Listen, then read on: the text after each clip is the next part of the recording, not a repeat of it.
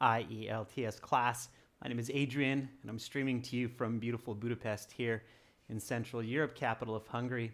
I hope everybody is having a fantastic weekend so far, staying healthy. Hi, Angelina. This is a members chat class. Everybody's welcome to watch, and the class is presented to you by aehelp.com. For academic IELTS, check us out there. That's aehelp.com, academicenglishhelp.com. For the general version of the exam, please check us out at gieltshelp.com. That's generalieltshelp.com. On both of those websites, we have loads and loads of great materials for you, including practice exams, fully interactive courses, and of course over 100 hours of HD video lessons, as well as opportunities to practice your speaking for free, as well as paid, and you can also submit Task 1, Task 2 essays. Hi, Sammy. Hi, Hassan. Hi, Nazir.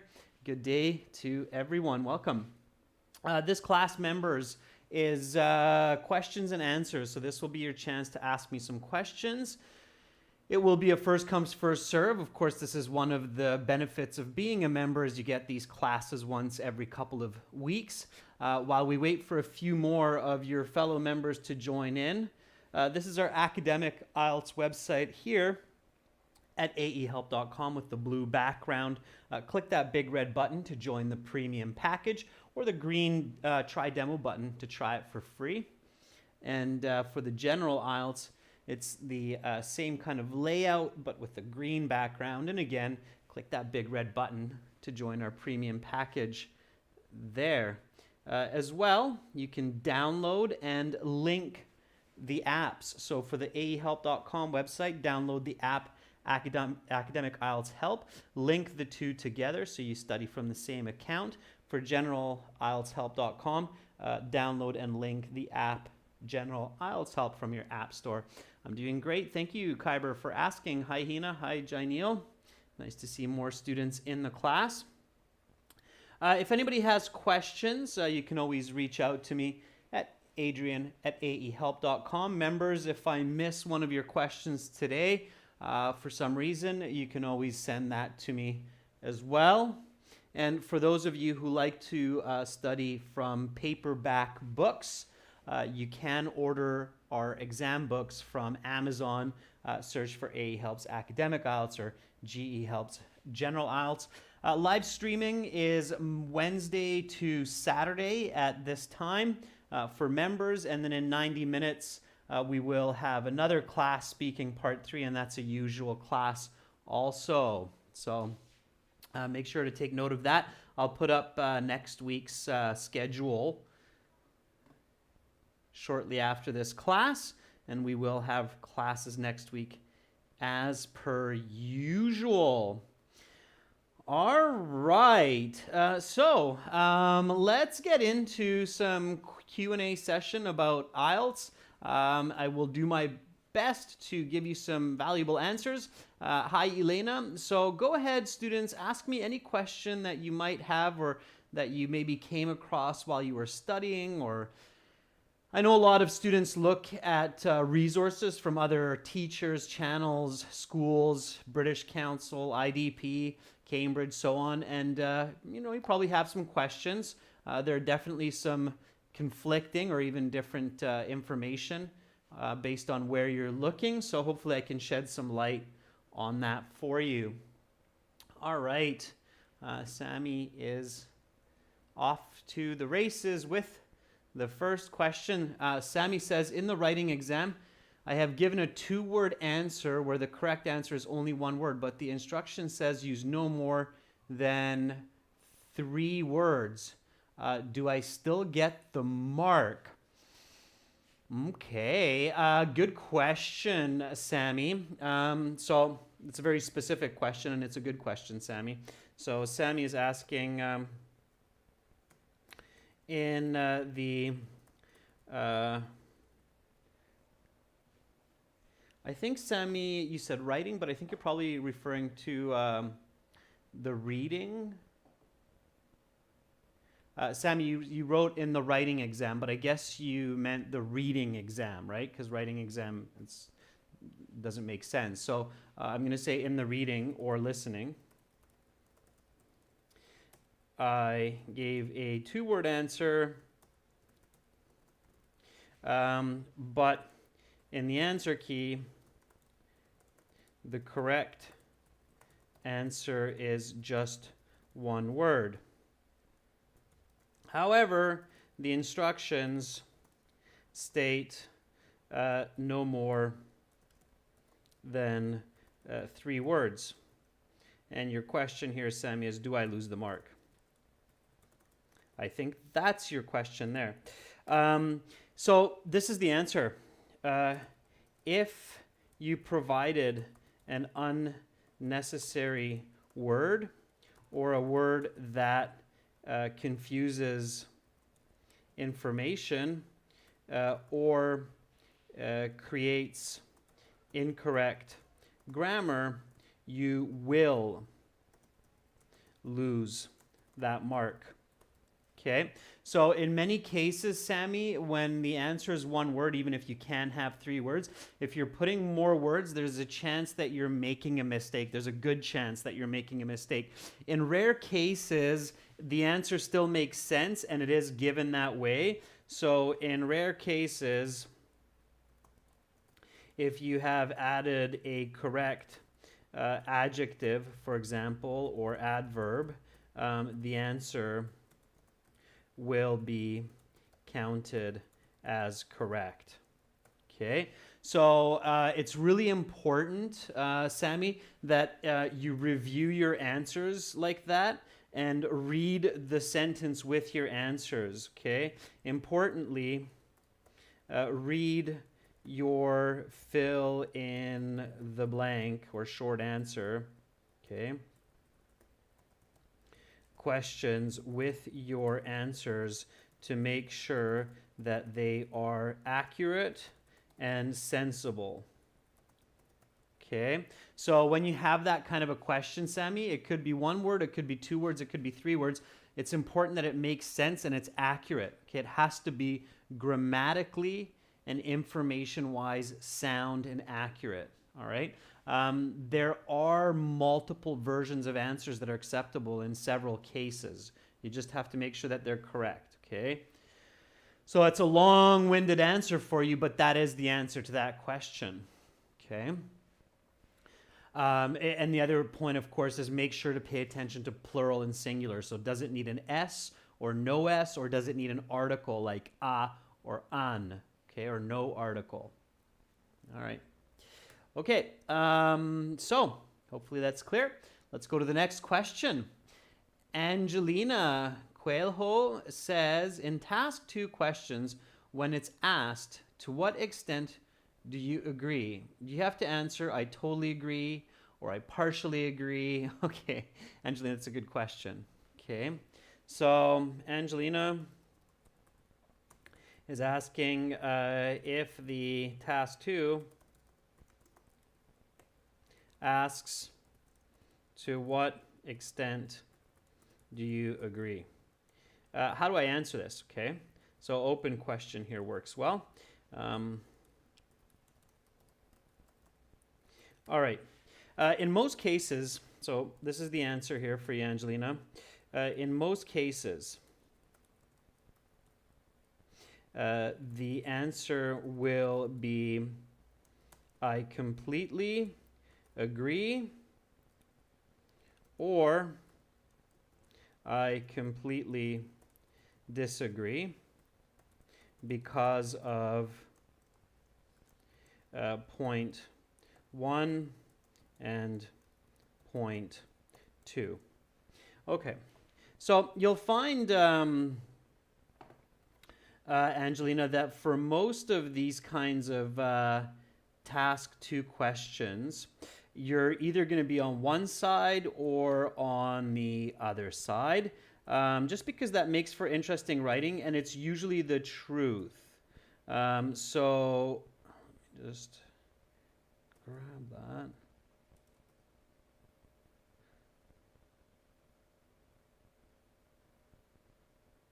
So yeah, so in most cases, your answer will be I completely agree, point one and point two, or I completely disagree because of point one and point two.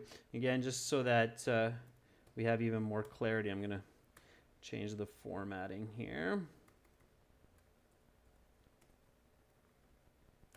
Okay.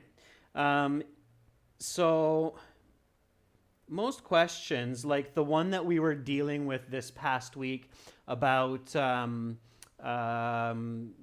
power of spoken communication is always more powerful than written communication, I would strongly disagree with that opinion because there are definitely examples where written communication can be more powerful than oral communication, especially, for example, when there's a lot of information. We never talked about that, but if you have a lot of information, it's very difficult for people to sit for 10 hours and listen to somebody talking, as where if you have a long book, then you can break up that information into 5-6 days of 1 or 2 hours of reading each day. And that's much more powerful and effective than trying to listen to someone speak for 10 hours nonstop. So clearly there are situations where written language is much, much stronger or a better form for delivery than spoken communication. So in that case, it would be a strongly disagree. It would be awkward to say partially agree. Okay, and just a little bit more on that, Angelina, because that's not just for task 2 questions like this, but it's also for speaking. I always advise students to stay away from partial. Okay, it is advisable for students, academics, and professionals to stay away from I partially agree, as sitting on the fence. That's the idiom for this. Okay, it's called sitting on the fence.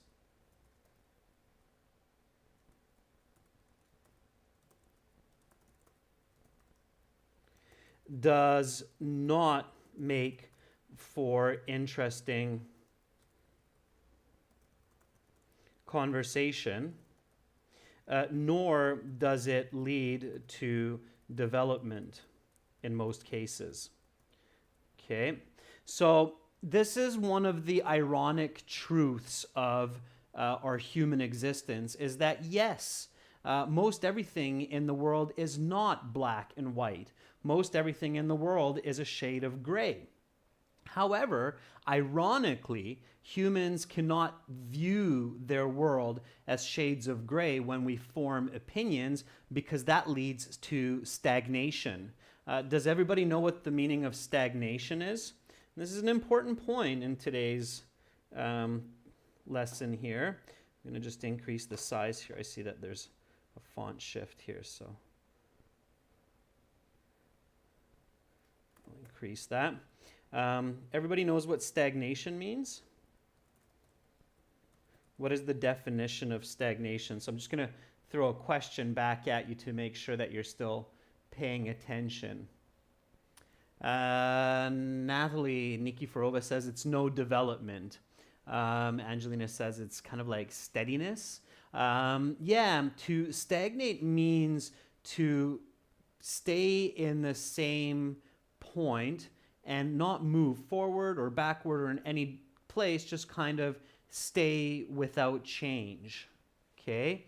Not moving, Kyber, is okay. An even kind of better way to think of stagnation is to remain the same without any change, for worse or better. Okay?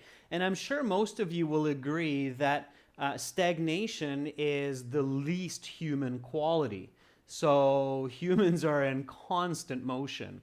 We're always doing something. Even in our sleep, we're constantly doing activities. Our brain is working, we're moving around, our insides are moving, we're digesting. So from the day that we're born to the day that we die, we never stagnate. Okay? So stagnation is a common result of sitting on the fence. So those kinds of ideas, Angelina, usually don't work. There are some cases where you can use that in the task 2, but they're rare, okay? You'll know that from the question. Okay, you'll know that from the question. And that's right, Sammy, there's stagnant water. Don't drink stagnant water. Stagnant economy is not a good economy usually either. So stagnation is not for the better. And unfortunately, there's a lot of, and I'm going to have to strongly disagree here. So I'm going to state something interesting here for you in just a moment. So I strongly disagree with IELTS materials and teachers who state that you should answer questions in task 2 which ask to what extent do you agree with the phrase I partially agree, because this leads to boring literature and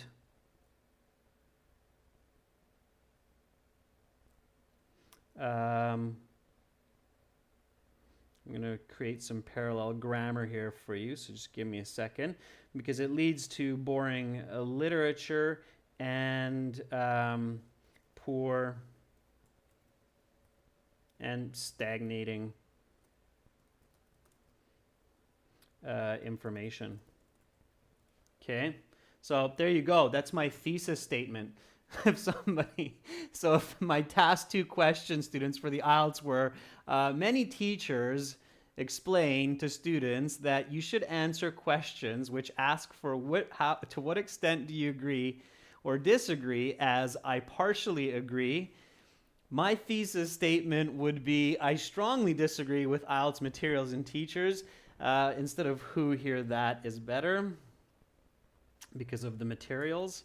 That state that you should answer questions in task 2 which ask to what extent do you agree with the phrase I partially agree, because this leads to boring literature and stagnating information.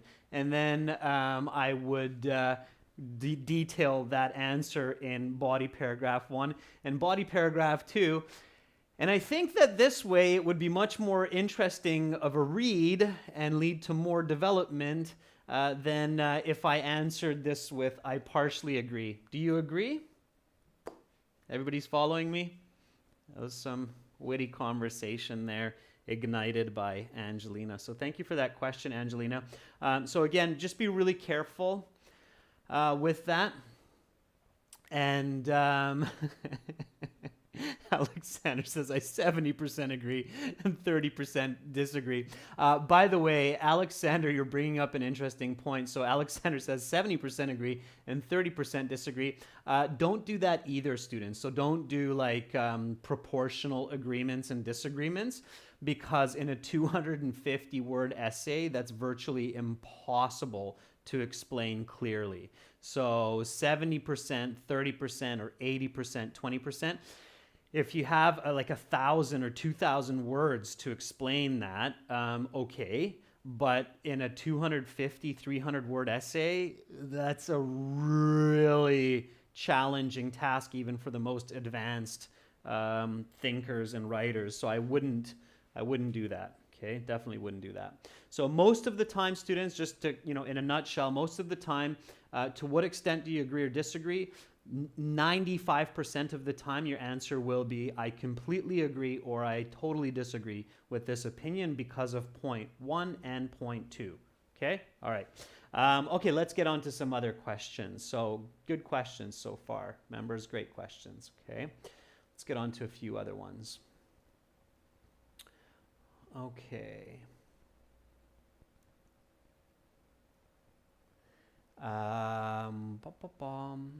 So Janelle says, can I use abbreviations in listening modules like February, Saturday, and so on? Yes, absolutely, Janelle. Just make sure that you're using them correctly. Okay, that's really important. So abbreviations are completely acceptable. I've confirmed that with several IELTS examiners again and again over the years. We've asked that directly from British Council and they've said yes. So 100% yes it is. But just make sure that you know the accurate abbreviations. So Jai Neal is asking, are abbreviations acceptable in the listening and reading sections? Not only are they acceptable, but I highly recommend them. Answer is yes, and even more so, I strongly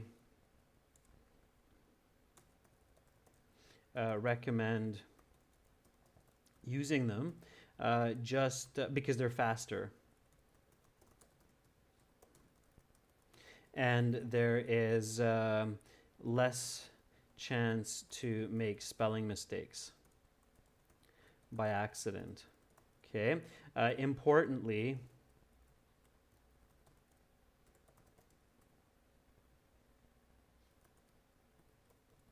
make sure to know correct abbreviations. Like what you're doing there, Janelle, with Saturday, like Saturday is like that, and not Saturday like that, okay? Days of the week, Janelle, are proper nouns, so you have to capitalize it, even the abbreviation, okay? It's very important. If you write it like that, you're going to get it wrong, just the same as with writing out the full word, okay? All right, let's see. Hassan has a question. I'm going to get on to that. Lots of good questions so far. Hassan is asking, when I do proofreading for my writing, it's not easy for me to spot my mistakes effectively. What is the best way to do proofreading in the exam? That's a very good question, Hassan. So Hassan is asking, how can I proofread my work effectively during the exam? And specifically here, I think let's target task 1, task 2. I mean, you should be proofreading your work even in the just a second, had a sneeze coming on there. All right, so you should be proofreading your listening section as well. If you're doing the paper-based exam, you get a chance to do that for 10 minutes when you're transferring your answers, of course, and in the reading section as well. But let's stick to just task 1 and 2 right now. Otherwise, it becomes a very, very long answer. So how can I proofread my work effectively during the exam in the writing section? Okay. So my answer, Hassan, is manifold. Okay. Proofreading is a skill. All right. So proofreading takes practice. That's my first answer. Okay. So proofreading takes practice. So you must do this at home regularly before you sit the test. Okay, that's kind of a ironic answer, but it's the true one, Hassan, where it's basically you have to practice proofreading before you get to the exam. Now the second one, Hassan, okay, so I'm going to give you some more applicable information here as well. So also, what part of your thank you, Kyber. What part of your task? So let me ask this differently. What parts of your writing section are the most important to be accurate? So if you had to kind of rank order, like the most important, second most important, third most important, what are the most important parts where you definitely want to make sure that you're not making mistakes? Because if you do, it's going to lead to a lot of confusion and significantly lower scores. So where do you really need to make sure that you're being accurate? So Angelina says the introduction. Angelina, can you be more specific? Yeah, so Kyber, that's very good. So Kyber says even more specifically, it's the thesis. Right, so even if you botch the hook and the background a little bit, you definitely don't want to botch the thesis. And Hassan, the other one is the overview in task 1. Absolutely, right? Because that's your very first impression. Okay, so also keep in mind the most important elements of your essays to get high scores. And that means, number one, the overview of task 1. Because it is your very first impression for the examiner, marking your work, and it will set the tone of your ability. Okay, so depending on how quickly you write, how much time you have for proofreading, allocate your time effectively, and definitely when you're done your task 1, done your task 2, and you still have maybe 5-10 minutes to review your work, then go back and check your task 1 overview first. Okay, if there are mistakes there, make corrections, all right, because that's going to set the tone. It's your first impression, and as the saying goes, first impressions are very important, right?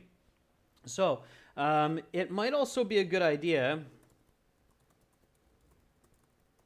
to leave reviewing or proofing task 1 until after you finish task 2, because this will give you greater outside perspective. Okay, so in a perfect world, your proofreading hours are even a day after you finish your work. Everybody catch me on that? So when you're doing work for university or college, I highly, highly recommend finishing your essays one day before the due date, so that on the due date, you still have a chance to review and revise your work. The reason why is because our brain is kind of funny. When we finish a piece of writing and we review it right away, just like Hassan is saying, it's quite difficult to catch our mistakes because we feel really confident. We're like, yeah, I did such a good job. I'm done. And hey, there's like no mistakes. Spell check got the mistakes that I made, and grammar check, and off it goes to the professor, and it's going to be a 95% A+, I'm sure. And then you get back an 80% on the paper, and then when you get the paper back like a week later, you read it again, and you're like, whoa, what was I writing? How did I make these mistakes, and how did I not see these? Does anybody have that experience where you thought you wrote a great paper, you gave it in, you got back a low mark, you read your paper again, and you're kind of scratching your head like, did somebody rewrite my paper while I was away for the last week? Okay. It happened to me all the time. Well, not all the time, but it happened to me a few times in university until I changed my strategy, especially in year 3 and year 4, where I finished my writing early, 1 or 2 or sometimes even more days before the due date. And then closer to the due date, I reviewed, caught all of those or many of those mistakes, and then a lot better grades after on, right? So unfortunately, in the IELTS, we can't do that because you only have that 1 hour, right? But what you can do, and this is a little bit of help here, is don't review your task 1 right away. Finish your task 1, finish your task 2, and if you have 5-6 minutes left to do a quick check, then go back, read the overview, see if you can maybe fix it a little bit make it a bit better. Yeah, I guess, Angelina, that, yeah, Sammy, I'm sure it's a common shared experience for many of us. And then, of course, secondly, review. So next, make sure to review your Task 2 introduction, especially your thesis. Okay, ask yourself, do I have clear points? You might be able to still fix it real quick. Are my points using parallel grammar structure? Okay. Is my spelling here correct? Okay. So that's what I would do. Okay. And then number 3 is think of that self-dialogue between your reader and your writer. Ask yourself,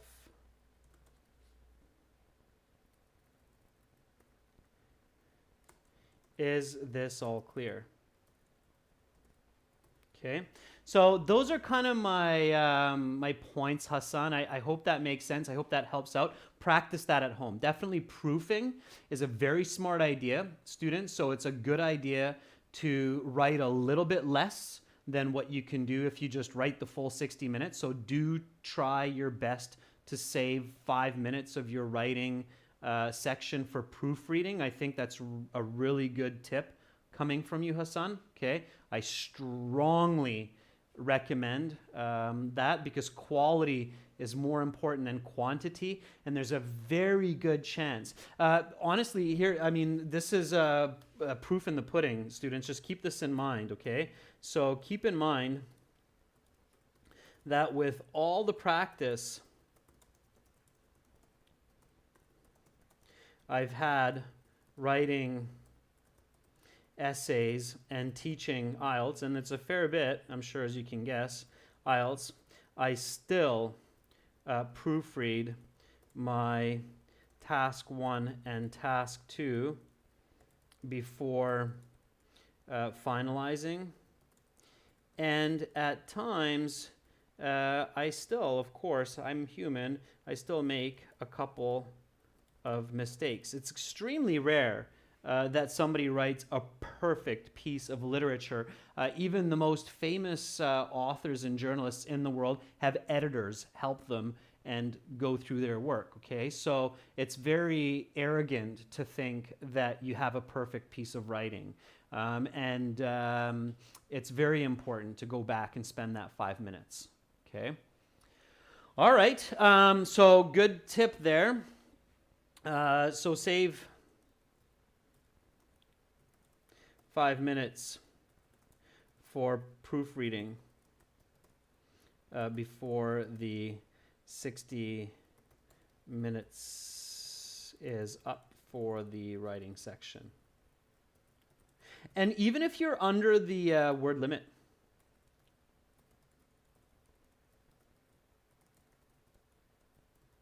so if you're saying, well, Adrian, a couple students here might be thinking, well, Adrian, for me in 60 minutes, that's just enough time to write 150 words for task 1 and 250 words for task 2.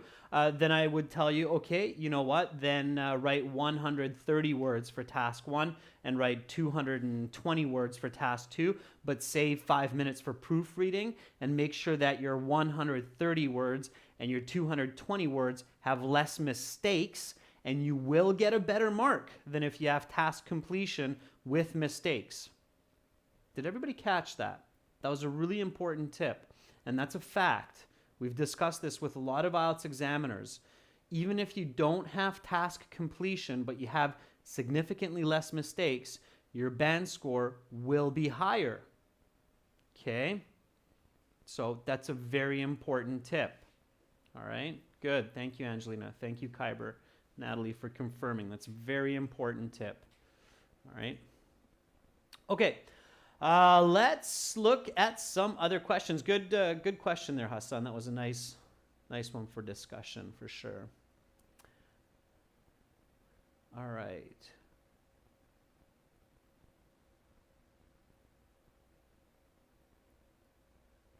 Kyber's asking, can we use stative verbs in continuous form? Yeah, Kyber, like, are you thinking of I'm loving it? McDonald's likes to use it in their advertising. Yeah, you can in speaking. Okay, so Kyber's asking, can we use stative verbs in continuous form? For example, like I'm loving it. Okay. Yes, the answer, Kyber, is yes, you can in speaking, but not in writing. Because it is often done in colloquial speech, but not in professional or academic literature. Okay, so in speaking you can, it's natural, we do it all the time, but you can't do it, you shouldn't do it in writing. Okay, it's awkward, all right? All right, and then Kyber's asking, how do I paraphrase the background in writing task 2? I don't think you really need to paraphrase the background, Kyber, in task 2. Sometimes paraphrasing the question will give you a bit of the background. So that's a second question by Kyber. How do I paraphrase the background in task 2 writing? The answer, usually this is not necessary.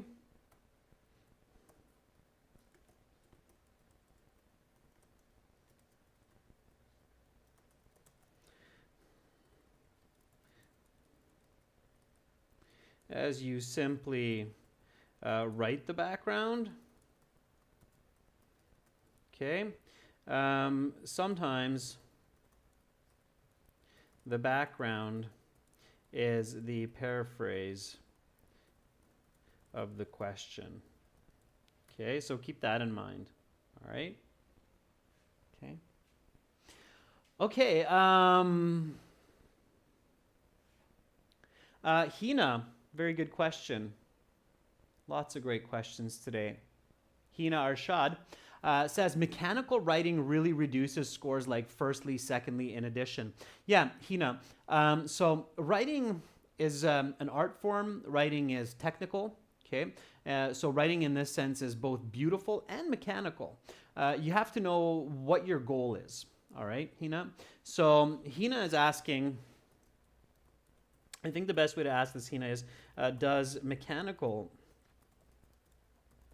writing, like stating firstly, secondly,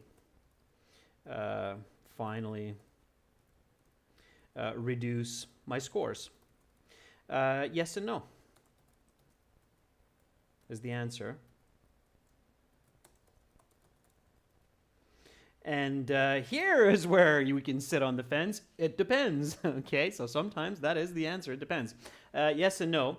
It depends on how you use these. Let's see who's been paying attention to classes or who is using the full interactive course on the websites, because I believe we talk about this there. Where do you use firstly, secondly, finally? What kind of essays use this type of writing? Okay, usually. So this is my question to you. What kinds of essays usually use accurately the leading expressions, firstly, secondly, thirdly, finally? Okay. Let's see if somebody can answer that for me. Again, there's a lot of information in those interactive courses on the website. I'm always surprised how so many people, and I mean, of course, we're humans, we're visual, go to the websites, they buy the premium package specifically for the videos, and that's great. But the interactive courses are really wonderful, and a lot of people don't use these enough. Hemant says opinion essays. Not so much, Hemant. Not so much. Okay. Opinion essays can use them, but it's weak, and that's where you shouldn't use them. So in task 2, I would recommend not using first, second, third. Okay. Think about it. First, second, third, fourth, fifth. Where would you use that mechanical type of voice? There we go. Janelle, very good. So did you get that from the full course, Janelle, just out of curiosity? Yeah, process essays, diagrams, expository process essays and diagrams. Yeah. So expository process essays and diagrams, as well as flowcharts. Okay, that makes sense. I'm sure you'll agree, right? So firstly, the metal is heated in an oven. Secondly, the liquid metal is shaped into long rods, which are then transferred to the cutting machine. Okay, next. So yeah, expository essays, task 1, that's where you might see this first, second, third, especially if you're looking at a process essay, and it's good there. In persuasive essays, good, Janelle. Yeah, I thought so. That's great. I'm happy that you're paying attention to the interactive course. Students, I know that IELTS can be kind of boring at times, but I really recommend you going through the interactive course on the websites. We've invested a lot of time, effort, money into developing those courses. So read them. They're going to really help you, not just for IELTS, but also for school and professional life. And we're always developing them. So we'll have a new version coming out even later this year. So make sure you look at those. Persuasive essays, students, okay?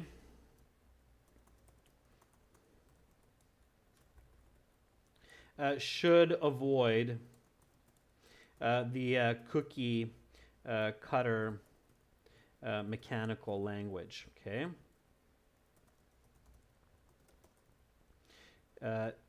It will cost you marks.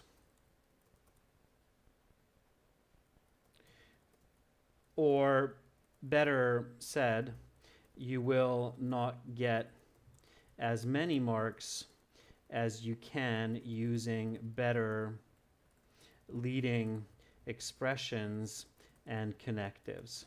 Okay, so definitely students, the on the one hand, on the other hand, firstly, secondly, thirdly, a lot of students are misusing them. They're just using them because they think it's like a button that you just put in there no matter what the information is, and that's not the way it really works in good writing. In good writing, every word has to have purpose. You don't just state it to state something, or you don't just state it to say, well, it's opposition and that's good enough. What kind of opposition? Is there a better way to state it? Is there a stronger way to state it? Is there a weaker way to state it? What's the relationship, right? So take your thoughts a step further, all right? So don't just get caught in these cookie cutter methods. IELTS examiners, when they see those kinds of cookie cutter essays in task 2, they will only give a band 7, maybe 7.5 if the essay is absolutely perfect, like no grammar mistakes, no word choice mistakes, you're answering the question, and you have these cookie cutter like first, second, third on the one hand, and then they'll say, okay, I'll give you a 7, right? You'll never get a 9 that way, all right? Okay, so good question. I hope that answers that one. It was good. Okay, so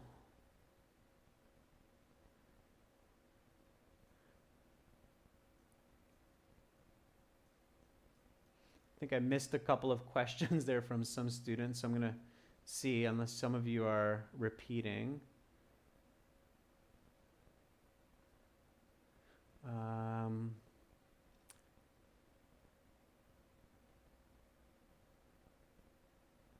So Hemont's asking if we miss a couple questions in listening section 1 and 2, how can we come back after section 3 and 4 and try to make a guess? For some questions you can, for some questions you can't. Okay, so if I miss questions in the listening, this is Hemont. I'm going to try to cover a couple more questions real quick here for you students. If I miss questions in listening, how do I answer them? It depends on the question, of course, but use logic and do your best to infer the answer from context. Okay, that's all you can do. I mean, if time has passed and you really didn't hear it, then the best that you can do is use information from the other questions, use information from your own life, from your own experiences, and try your best to get it from context. Okay?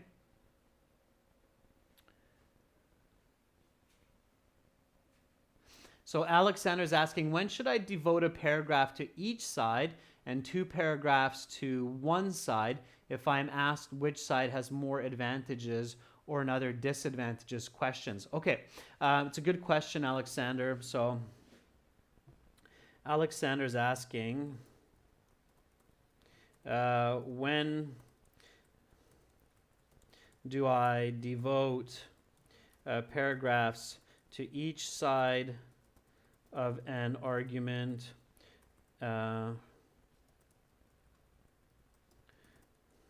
and when do I do so just for one side?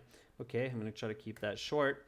The answer is, if the question asks you to discuss both sides or discuss both the advantages and disadvantages, then you likely need to devote a paragraph for each. Now that can change a little bit depending on the question, but Alexander, if the question asks you discuss both sides or discuss the advantages and the disadvantages, then you will likely have one paragraph for each of those. However, if it doesn't, okay, so however, if the question asks which side do you agree with, or are the advantages more than the disadvantages,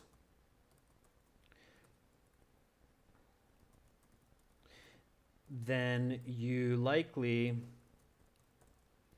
will just do 2 strong points for one side with 1 paragraph for each. Okay, so if it's just kind of asking you for one side, so you really have to pay attention to the question, Alexander. I hope that makes sense. I mean, Alexander, I could talk for about the next 20 minutes just clarifying that more and more. Alexander, there is a blog that deals with that. Let me just show that to you real quick, students. So check out these blogs, and I'm adding lots of information here as well. So this will kind of help you out. So Alexander, go to the website, log into your My Student account. It can be the free one or the paid one, doesn't matter. Okay. And then once you're in your My Student account, in the top right here, you see the blog. Hopefully that's clear. Yeah. Okay, so you see the blog, so you click on that blog. There's also forums there. And then there's a lot of different blog headings. Okay, lots to go through there, students, lots and lots. And there's vocabulary, there's IELTS student success stories, and so on. But the one for this specifically is this one here, Alex. So IELTS Task 2 Writing, Question Types, Answer Strategies. When you click on the Read More there and open that up, then you will see a nice long explanation for that, and even some questions and answers at the bottom. So read through that. And this is where I can say that the written word is more powerful than the spoken word, because I simply don't have time to read all that for you right now. But you'll find it there, Alex, okay? So that's the heading you're looking for. Task 2 Writing, Question Types, Answer Strategies, okay? All right, let me brighten up our day here a little bit as we get back to the darker background. All right, so let's see.